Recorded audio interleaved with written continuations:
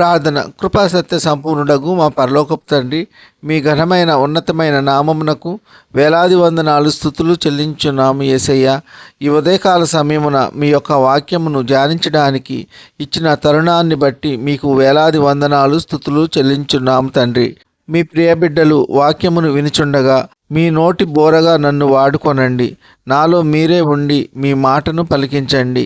వాక్యమును వినుచున్న మీ ప్రియ బిడ్డలకు వాక్యము అర్థమయ్యేలా వారి మనస్సు వాక్యము వైపు నిలుపులాగున మీ కృప ఉంచండి. దేవుని యందు భయభక్తులు గలవారు మేలు పొందదగిన వారికి మేలు చేయకుండా వినదీయకూడదు అనే వాక్యమును గూర్చి మేము ధ్యానించుచుండగా మాలో మీరు ఉండండి. నేను అందజేయుచున్న వాక్య సందేశము మీ ప్రియబిడ్డల హృదయాల్లో భద్రపరుచుకొని వాక్యానుసారంగా జీవించులాగున మీ కృప ఉంచమని ప్రభువైన యేసుక్రీస్తు పేర వేడుకుంటున్నాము తండ్రి. ఆమెన్.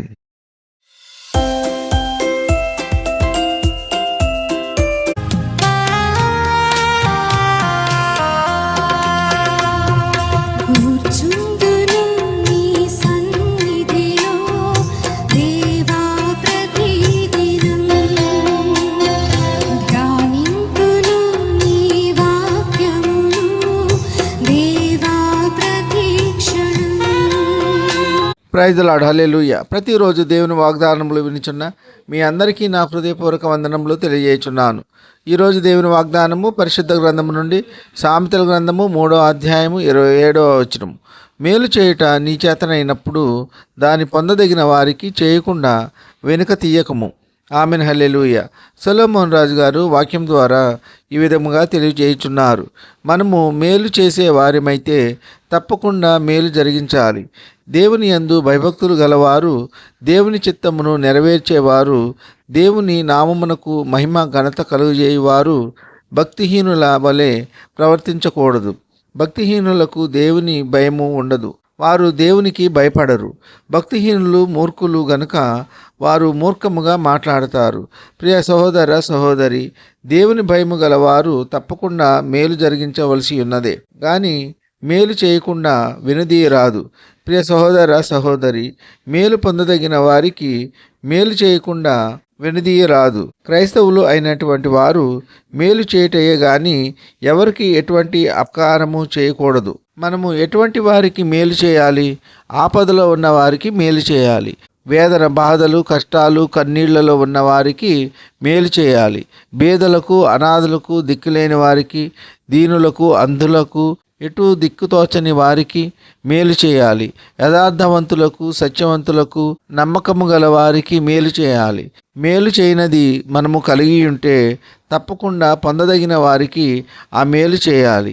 ప్రియ సహోదర సహోదరి, సాటివారిని, పొరుగువారిని, స్నేహితులను, బంధువులను, కుటుంబీకులను ఇబ్బందులకు గురి చేసేవారు, వేదనకు గురి చేసేవారు వీరు అపవాది సంబంధులు, అనగా దుష్ట జనాంగము. వీరు ఎదుటివారిని, పొరుగువారిని, సాటివారిని, బంధువులను, స్నేహితులను, అన్నదమ్ములను, అక్క చెల్లెండ్రులను ఇబ్బందులకు గురి చేయుదురు. వారు ఇబ్బందులు కలిగి ఉంటే వీరు చాలా సంతోషిస్తారు. వీరికి ఎదుటివారు, సాటివారు ఇబ్బందులకు గురి అయితే వీరికి చాలా సంతోషము. వీరు దుష్ట జనాంగము. వీరికి మేలు చేయట అనేది తెలియదు. వారి జీవిత కాలమంతా ఇతరులను ఇబ్బందులకు గురి చేయుటయే గాని వీరు పొరపాటున మేలు చేయరు. మేలు చేయుట వారికి తెలియదు. కావున ప్రియులారా, దేవుని బిడ్డలైన వారు పొందదగిన వారికి తప్పకుండా మేలు చేసి ఆ దేవాది దేవుని దీవెనలు, ఆశీర్వాదములు పొందుకొనవలెను. ఈ కొద్ది మాటలు దేవుడు దీవించునుగాక. ఆమెన్. వినిన వాక్యము దీవెనకరంగా ఉన్నట్లయితే లైక్ చేయండి, షేర్ చేయండి, సబ్స్క్రైబ్ చేయండి. మీరు వినిన వాక్యమును మరికొంతమందికి షేర్ చేయడం ద్వారా దేవుని సువార్త పరిచర్యలో మీరు కూడా పాలిభాగస్తులు కాగలరు. వినిన వాక్యము ఆశీర్వాదకరంగా ఉన్నట్లయితే ఆమెన్ అని కామెంట్ చేయండి. విన్న వాక్యముపై మీ యొక్క అభిప్రాయాలను కామెంట్ ద్వారా తెలియజేయండి.